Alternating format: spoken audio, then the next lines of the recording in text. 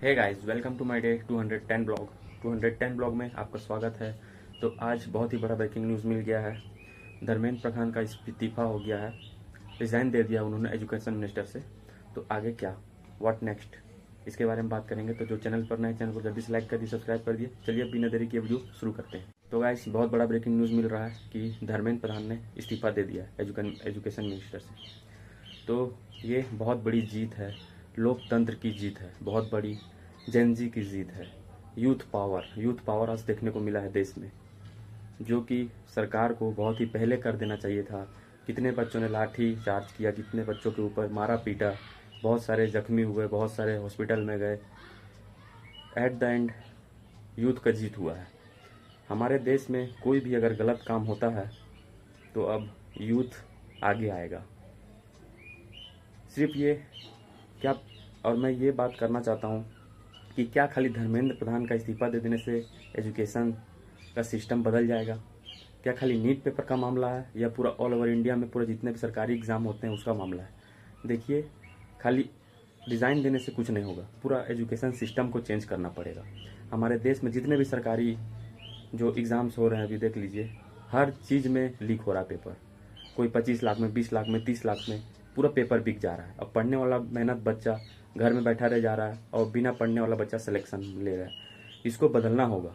सबसे पहला काम, कोई भी एग्ज़ाम होता है, जेपीएससी का, एसएससी का, सीजीएल का, माइनिंग का, कोई भी एग्ज़ाम होता है, नीट का, तो सबसे पहले देखिएगा, नोटिफिकेशन निकाल देते हैं, एग्ज़ाम कराते कराते 1 साल हो जाता है। एक सिस्टम बनाना पड़ेगा, एक नियम बनाना पड़ेगा कि इतने दिन में फॉर्म फिलअप हो, 1 महीना के अंदर एग्ज़ाम हो, 1 महीना के अंदर रिजल्ट निकले। 2 से 3 महीना के अंदर सारा प्रोसेस कंप्लीट होना चाहिए। लेकिन यहाँ क्या होता है, यहाँ उल्टा ही होता है। 1 साल तक सिर्फ फॉर्म भर के रखा जाता है। 5 साल में एक बार वैकेंसी निकलती है, जिससे लोगों का एज एक्सपायर हो रहा है। इसका जवाबदेही कौन होगा? क्या हमारा यूथ सिर्फ ज़िंदगी भर पढ़ाई करता रहे, या ज़िंदगी भर उसका एज पार हो जाएगा, उसके बाद कौन जिम्मेदार होगा? सरकार जिम्मेदार होगी? नहीं होगी। तो जेनजी को एक बात और नोट कर लेना है कि सिर्फ एजुकेशन मिनिस्टर का रिज़ाइन दे देने से कोई काम पूरा नहीं हो जाता है। उसका एक सिस्टम बनना चाहिए, उस सिस्टम प्रॉपर फॉलो होना चाहिए। कोई भी एग्ज़ाम इतना लेट क्यों होता है हमारे देश में? कोई भी एग्ज़ाम का वैकेंसी निकलने में 5 साल में एक बार क्यों लगता है? ये सब चीज़ को बदलना होगा। वैकेंसी निकाल के सिर्फ रख देने से नहीं होगा, उसका एग्ज़ाम कराइए। कोई ऐसा नियम बनाइए कि 3 महीना के अंदर एग्ज़ाम होना भी चाहिए, रिजल्ट भी आना चाहिए 3 महीना के अंदर, उससे ज़्यादा लेट ना हो। और वैकेंसी हर साल दो। 5 साल में एक बार वैकेंसी दोगे तो उसका एज कहाँ जाएगा उस बच्चे का? इसके ऊपर गंभीर चर्चा करना है। जेनजी, सब जेनजी को मैं बोल रहा हूँ, अभी हमारा काम पूरा नहीं हुआ है, ठीक है? और एक बात, एक चीज़ तो हमने दिखा दिया करके कि तानाशाह नहीं चलेगा देश में, अपना मनमानी देश में नहीं चलेगा। हमने आपको चुन के बैठाया है वहाँ पर, हमने आपको चुनकर बैठाया वहाँ पर, तो हमारा पावर है।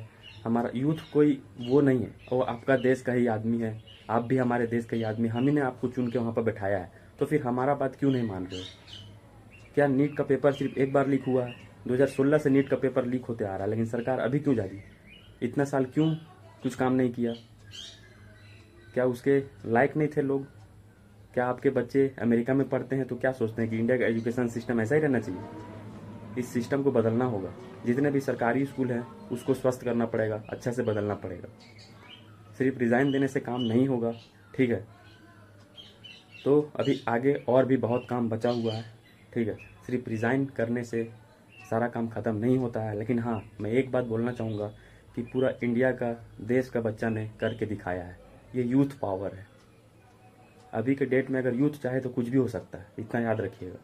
चाहे किसी का भी सरकार हो, मैं किसी के ऊपर दोष नहीं दे रहा हूँ कि बीजेपी का सरकार हो, कांग्रेस का सरकार हो, किसी भी सरकार हो, सब सर सरकार से बोल रहा हूँ। कोई भी आदमी लोकतंत्र में, कोई भी आदमी पार्टी में आए, कोई भी आदमी जीते, उससे कोई लेन देन नहीं। देश का रक्षा, देश का सुरक्षा, देश पहले है, उसके बाद दूसरा चीज़ है। जब देश का बच्चा रोड में भटकना क्यों पड़ रहा है आपको, ये देखिए। जब आप एक अच्छा सरकार चला रहे हो तो देश का बच्चा रोड में क्यों आ रहा है? रोड में आना ही नहीं चाहिए उनको, तो सबसे पहला मुद्दा। जब देश का बच्चा रोड में आ जा रहा है तो सोचो कहीं ना कहीं कुछ तो गड़बड़ हुआ है देश में। अपना तानाशाही नहीं चलेगा यहाँ इस देश में, ठीक है? यूथ ने आपको वहाँ पे बैठाया है ले जाके, तो यूथ के लिए काम कीजिए, पूरे देश के लिए काम कीजिए। जिस तरह से बच्चों को मारा पीटा गया है 20 जुलाई को, क्या वो आतंकवादी थे? जिस तरह से मारा पीटा गया, आतंकवादी थे वो किस लिए लड़ रहे थे? वो अपने लिए लड़ रहे थे कि देश का भला हो, और तो कुछ ऐसा नहीं हुआ है। तो फिर मैं ये बोलना चाहूँगा, अभी ये ख़त्म नहीं हुआ है, सिर्फ रेजिग्नेशन से काम नहीं चलने वाला है, ठीक है। अभी सबसे पहले तो हमको जो ये सरकारी का नियम जो है, जो एजुकेशन एक स्कैम बन चुका है हमारे देश में, उसको ख़त्म कीजिए। जितने भी प्राइवेट स्कूल है जो स्कैम बना के रखे हैं उसको ख़त्म कीजिए, तब जाके देश आगे बढ़ेगा। क्योंकि ये हमारे फ्यूचर्स हैं, जितने भी हम यूथ हैं वो हमारे फ्यूचर्स है, देश के फ्यूचर्स, ठीक है, आने वाला सिस्टम का फ्यूचर्स। तो इसको हल्के में ना लिया जाए। सिर्फ रेजिग्नेशन देने से काम नहीं चलेगा, ठीक है। उसके जगह में दूसरा आदमी एजुकेशन मिनिस्टर बन गया है, तो कि ये क्या गारंटी है कि वो उसके पेपर लीक नहीं होगा या कोई काम जल्दी नहीं होगा? तो ये सोचना पड़ेगा हम लोगों को, ठीक है, और इस विषय में काम करना पड़ेगा। लेकिन एक बात है कि यूथ का पावर पूरा दुनिया देख चुका है, पूरा इंडिया देख चुका है। अब ऐसे तानाशाह नहीं चलेगा देश में, ठीक है। हमने आपको वहाँ ले जाके बैठाया है, तो हमारा भी पावर है कि हमारे लिए आप कुछ कीजिए, और अगर नहीं कीजिएगा तब आपने देख चुका है कि देश में क्या हुआ इस बार। तो मैं यही सरकार से भी अपील करना चाहूँगा कि देश का एजुकेशन सिस्टम सुधारिए। कोई भी सरकारी, हम आपको पता है कि सरकारी पोस्ट उतना नहीं है जितना बच्चे हैं हमारे देश में। तो एग्ज़ाम भी होता है तो 5 साल लग जाता है, तो कैसे एक बच्चा अपने आप को सर्वाइव कर पाएगा? क्या वो ज़िंदगी भर सिर्फ पढ़ाई लिखाई करता रहे? नहीं ना। इसके बारे में सोचने का विषय है, ठीक है। इसके बारे में आप सोचिए, और मैं यही बोलना चाहूँगा सब लोगों से कि भाई देखो, हमें अभी और आगे काम करना है, ठीक है। हमें अभी और आगे काम करना है। अभी एजुकेशन के मामले में देखा जाए तो हमारा इंडिया बहुत ही पीछे है। आप अमेरिका जाके देखिए, चाइना जाके देखिए, स्कूल में हमें सिर्फ डिग्री दिया जाता है जिसका कोई वैल्यू नहीं है। मैं चाहता हूँ कि देश में एक ऐसा नियम बने कि सिर्फ स्किल सिखाया जाए लोगों को, क्योंकि डिग्री के दम पर ना ही कोई पैसा कमा पा रहा, ना ही किसी को कुछ मिल पा रहा है, तो फिर डिग्री क्यों दिया जा रहा है? उससे बढ़िया उसको एक स्किल सिखाइए जिससे वो कुछ पैसा कमा पाए अपने लाइफ में। डिग्री लेके आदमी 10,000 की नौकरी भी नहीं कर पा रहा, मिल भी नहीं रहा, तो क्या करें हम इस डिग्री लेके? आप बताइए। इस सब चीज़ को सुधारना होगा, ठीक है। सिर्फ रेजिग्नेशन से काम नहीं चलेगा, एक नया सिस्टम बनाना होगा, नया लोकतंत्र खड़ा करना पड़ेगा। नया मिनिस्टर बना देने से, नया कुछ बना देने से काम नहीं चलेगा, ठीक है।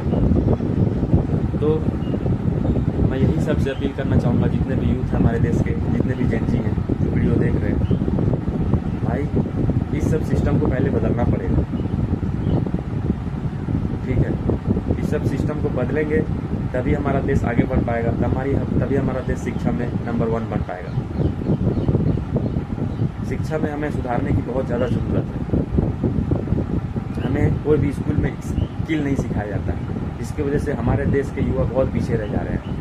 मैं चाहता हूँ कि हर एक स्कूल में स्किल सिखाया जाए शुरू से, ताकि वो खुद से इंडिपेंडेंट हो पाए, खुद से इतना पैसा कमा पाए। डिग्री लेने से कुछ नहीं हो रहा है। डिग्री लेकर लोग सड़क पे भटक रहे हैं, आप देख सकते हो। तो डिग्री का हम करें क्या, ये बताइए। मैं चाहता हूँ कि हर एक स्कूल में अच्छा स्किल सिखाया जाए, ताकि लोग खुद इंडिपेंडेंट हो सके, खुद कुछ कर सके। तो भाई इस विषय में विचार कीजिए, ठीक है। और आई होप कि आपको वीडियो पसंद आया हो। तो वीडियो को अगर पसंद आया हो तो कमेंट करके बताइएगा वीडियो कैसा लगा, और चैनल को नए हो तो सब्सक्राइब कर दिएगा, लाइक कर दिएगा। चलिए मिलते हैं नेक्स्ट ब्लॉग में। Till then, good bye.